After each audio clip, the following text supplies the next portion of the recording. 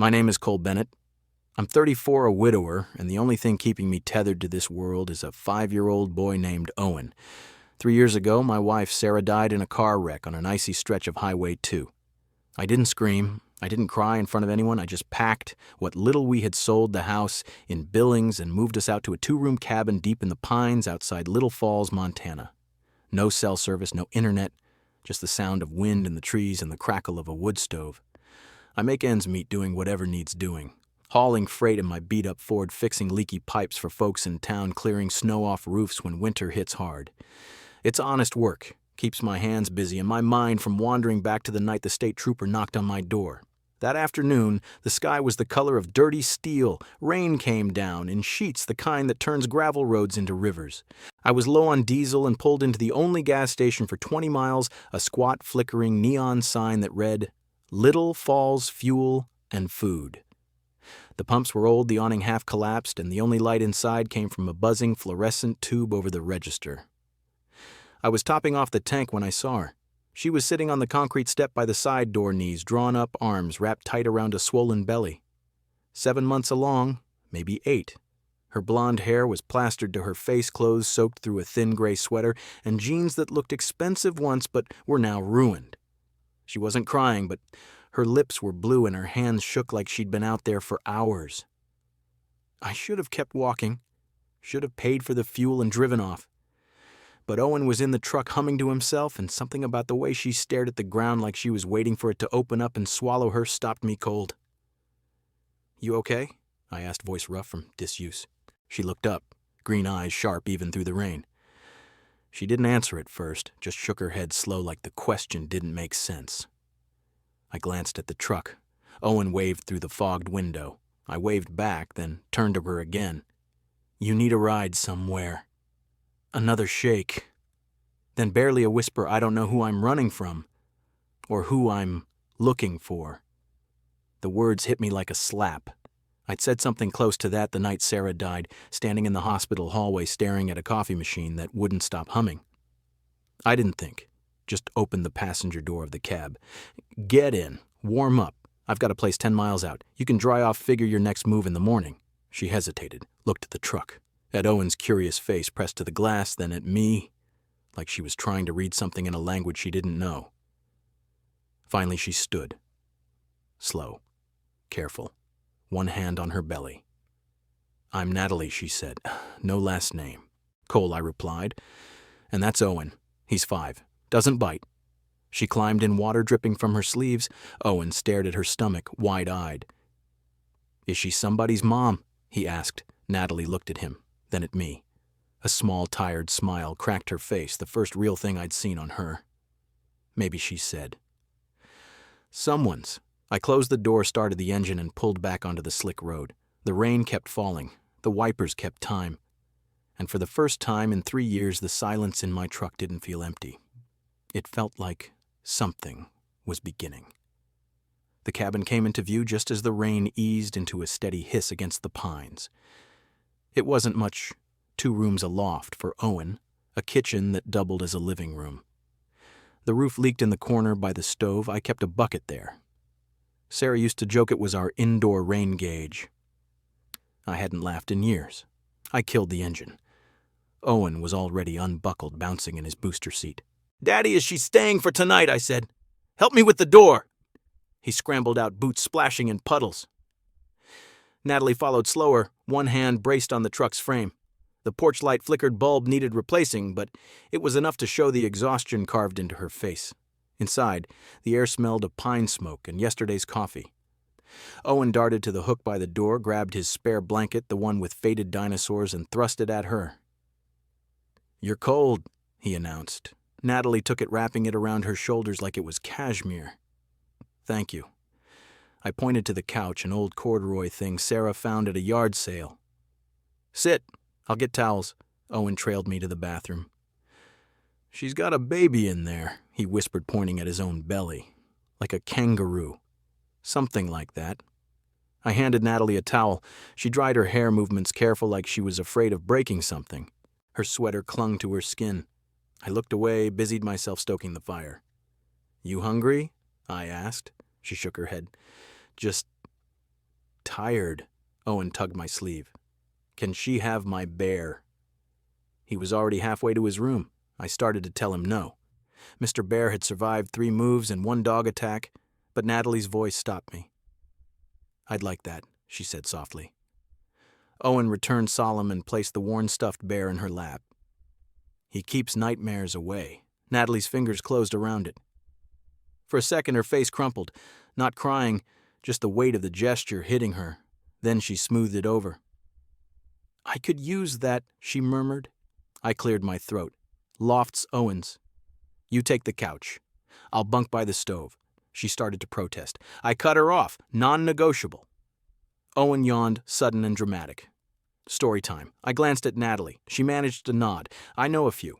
We settled Owen on the rug, Natalie on the couch. Me in the rocking chair that creaked like an old man. She told a story about a girl who planted a seed that grew into a staircase to the moon. Her voice was low, steady, the kind that made you lean in. Owen was asleep before the girl reached the first step. I carried him to the loft, tucked him in. When I came down, Natalie was staring at the fire bear clutched to her chest. You don't have to tell me anything I said. I know. Silence stretched. The stove popped. Outside, wind rattled the windows. I had a life, she said finally. A big one. And I walked away from it. I nodded. Didn't push. She looked at the bear. He's braver than me. Kids are. Another pause. Then thank you. For not asking. I banked the fire, spread a blanket on the floor for myself. She lay down, still holding the bear. I turned off the lamp. In the dark, her voice floated over. Cole. Yeah, your son. He's lucky. I stared at the ceiling beams. We manage. The couch creaked as she shifted. Good night. Night. I listened to her breathing, even out slow and deep. The bear was still in her arms. Outside, the rain picked up again, drumming on the tin roof like it was trying to get in. For the first time since Sarah, the cabin didn't feel too big. It felt just right. Morning came quiet the way it does after a hard rain. Light filtered through the pines, pale and clean, turning the cabin's rough walls gold. I woke to the smell of coffee, real coffee, not the instant I kept for emergencies. Natalie was already up, standing at the stove, and one of Sarah's old flannel shirt sleeves rolled to her elbows. The hem hit mid-thigh. She'd cinched it with a piece of baling twine. Owen sat at the table leg swinging, watching her like she was magic. Pancakes, he announced when I stumbled in, hair sticking up, boots still by the door. Natalie flipped one without looking. Hope that's okay. Found flour and eggs? I rubbed my neck. More than okay. She slid a plate toward me, 3 perfect circles, steam curling. Owen had already drowned his in syrup. I took a bite. Buttermilk. Sarah's recipe. My throat tightened. Good, she asked. I nodded. Couldn't speak. She poured coffee into a chipped mug, set it in front of me. Our fingers brushed. Hers were warm, mine weren't. Owen hopped down, ran to the window. Snow's coming. Sure enough, fat flakes drifted past the glass. The forecast had called for flurries. This looked like a storm. Roads would close by noon. Natalie's face tightened, just a flicker. Then she smiled at Owen. Guess we're stuck. He cheered. I didn't. Days blurred. She stayed, helped with chores, washed dishes without being asked, hung Owen's drawings on the fridge with magnets shaped like pine cones. When I left to fix Mrs. Larson's furnace, she had soup simmering when I got back. When I shoveled the drive, she cleared the porch. We moved around each other like we'd done it forever. One afternoon, I came in from splitting wood to find her at the table, wallet open. A black credit card glinted platinum heavy. Next to it, a driver's license, Natalie Whitford. And beneath that, a business card, Natalie Whitford, Chief Executive Officer, Whitford and Finch Holdings. I froze in the doorway, axe still in hand. She looked up. Didn't flinch. I was going to tell you, she said. I set the axe by the door. When I knew what to say. Owen was napping. The cabin was silent except for the stove's tick. I pulled out a chair, sat. Talk. She did. Her father built an empire on mergers and leverage. She'd been groomed since birth, private school's Ivy League corner office by 26. The pregnancy wasn't planned. The marriage was a senator's son. Good optics. Her father's words, not hers. I signed the prenup, she said. Then I tore it up and walked out the night before the wedding. I stared at the card. People don't just walk away from that. I did. With nothing, With this, she touched her belly. And a duffel bag I haven't opened. I leaned back. You're a long way from boardrooms, Natalie Whitford. She laughed short bitter. You have no idea. Owen's voice floated down from the loft. Daddy, I'm hungry. Natalie stood. I'll get him. She moved like she belonged. I watched her climb the stairs, flannel shirt brushing her knees, and realized I hadn't thought of Sarah once all morning. That night, after Owen was asleep, she sat by the fire with Mr. Bear in her lap. I don't need saving, she said. I just need a place where I'm not acting. I poked the logs. Sparks flew. You're not acting here. She looked at me, then really looked. You don't know what you're offering. Maybe not, but I know what it's like to lose everything and still have to get up. She was quiet a long time. Then thank you, Cole. For what? For not asking me to leave. Outside, snow kept falling. Inside, the fire settled into steady flames, and for the first time in 3 years, I didn't check the locks twice before bed. The knock came at dawn, 3 sharp raps that cut through the cabin like a blade. Owen was still asleep. Natalie was folding laundry at the table, humming something low under her breath. I was lacing my boots for a plumbing call in town. The sound froze us all. I crossed to the window. A black Suburban idled in the drive engine, running exhaust curling in the cold. 3 men stood on the porch, dark suits, darker sunglasses, shoes too shiny for Montana mud. One held a tablet, like a shield. Natalie's face went white. The shirt she was folding Owen's dinosaur tee slipped from her fingers. Don't open it, she whispered. Too late. The knock came again, harder. I cracked the door just enough to see the lead guy's face. Mid-40s square-jaw haircut that cost more than my truck payment. Mr. Bennett. His voice was flat professional. We're looking for Natalie Whitford. We have reason to believe she's here. I kept the chain on. You've got the wrong cabin. He didn't blink. Ms. Whitford's vehicle was tracked to this county. Satellite pinged a cell signal 2 nights ago. We're not leaving without confirmation. Natalie stepped behind me out of sight. I felt her hand on my back, trembling. She's not here, I said. The man tilted his head. We can do this the easy way or the hard way. Her father's concerned. There's a child involved. Owen's voice drifted down from the loft. Daddy! The man's eyes flicked upward. We'll wait. I shut the door. Locked it. Turned to Natalie. How'd they find you? She was already moving, grabbing her duffel from under the couch, stuffing the few things she'd unpacked. I turned the phone on once, one text to my assistant. Stupid. Owen appeared at the bottom of the stairs, rubbing his eyes. Who's outside? Nobody, I said. Go back up. He didn't. Natalie knelt, cupped his face. Listen to your dad, okay? Everything's fine. The knocking stopped. A phone buzzed outside, muffled voices. Then footsteps on the porch. They were circling. Natalie stood. I have to go. You don't. I do! Her voice cracked. They'll tear this place apart. They'll take Owen if they think they won't touch him. You don't know, my father. I grabbed her wrist. You're not a package to be retrieved. She pulled free, eyes wet. I'm a liability. In a boardroom or a cabin, it's the same. The Suburban's door slammed. Engine revved. They were leaving for now. Natalie slung the bag over her shoulder. I'll hitch to town, catch a bus north. I blocked the door. Stay, we'll figure it. There's no we in this, Cole. You have a son. I have she touched her belly. A mess. Owen tugged my sleeve. Don't let her go. Natalie looked at him, then me. Something broke in her face. I'm sorry, she said. She opened the door. Cold air rushed in. The Suburban was gone, tire tracks already filling with snow. She stepped onto the porch. I followed. Natalie, she stopped back to me.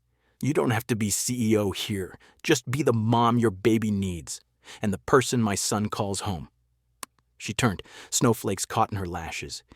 You deserve someone who comes to you, she said, voice barely audible, not someone running away. Then she walked down the steps, boots crunching, and disappeared into the trees. I stood there until the cold numbed my feet. Owen's small hand slipped into mine. She'll come back, he said. I didn't answer. Inside, the fire had gone out. 2 months dragged like a rusted chain, snow piled high, then melted into mud. I fixed fences, hauled hay, kept Owen fed and clothed. The couch stayed, made up with Natalie's blanket folded neat at one end. Her duffel sat untouched under it.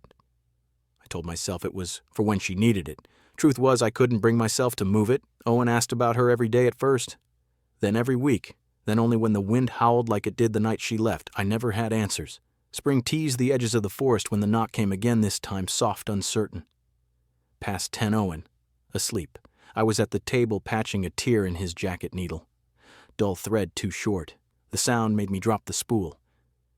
I opened the door. Natalie stood on the porch belly, low and heavy coat unbuttoned despite the chill. Her hair was shorter, face thinner, eyes older, snowflakes melted on her lashes. She carried nothing but a small paper bag from the county clinic.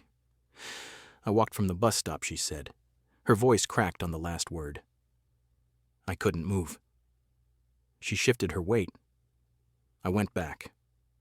To the city. To what I thought was home. A bitter laugh. No one looked at me like you did, like I was more than a headline. Behind her, the forest was black and silent. No suburban, no suits. I choose now, she whispered. I stepped aside. She crossed the threshold, slow, like the floor might give way. The fire was low. I'd let it die hours ago. She set the bag on the table inside an ultrasound printout, a tiny onesie folded neat. Owen's door creaked. He appeared in pajamas, hair wild, eyes wide. Miss Gold hair. Natalie knelt wincing. Hey, buddy. He ran to her arms around her neck, careful of the belly. She held him like she'd never let go. I closed the door, latched it. Hours later, the storm hit, wind screaming, snow lashing the windows. Natalie paced the living room, breathing sharp. I'd seen this before with Sarah, but never alone. It's time, she said.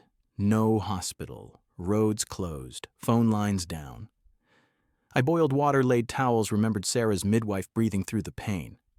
Natalie gripped my hand so hard I felt bones grind. Stay with me, she gasped. I stayed. Owen watched from the loft stairs. Mr. Bear clutched tight. I told him to count the seconds between lightning flashes. At 2:17 a.m., between thunder and the howl of wind, a cry split the cabin, small, fierce, alive. A girl, pink and perfect. I cut the cord with my hunting knife, sterilized in the flames, wrapped her in Owen's old receiving blanket. Natalie sobbed, laughed, cried, reached for her. I placed the baby in her arms. Hope, she said. Her name is Hope. Owen crept down, peered over the couch. She's loud. Natalie smiled through tears. She's supposed to be. I sat on the floor back against the couch, exhausted. Natalie's hand found my shoulder. You did this, she said. We did. Outside, the storm raged on. Inside, the fire caught again, steady and warm. Hope rooted at Natalie's chest. Owen fell asleep, curled against her side. I looked at the three of them, my son, this woman. I barely knew this new life and felt something shift. Not fixed, not whole, but possible. The cabin had never been so full. Dawn crept in pale and quiet, the storm spent. Hope slept in a drawer lined with blankets, Owen's old crib too big yet. Natalie dozed on the couch, baby against her chest, rising and falling with each breath.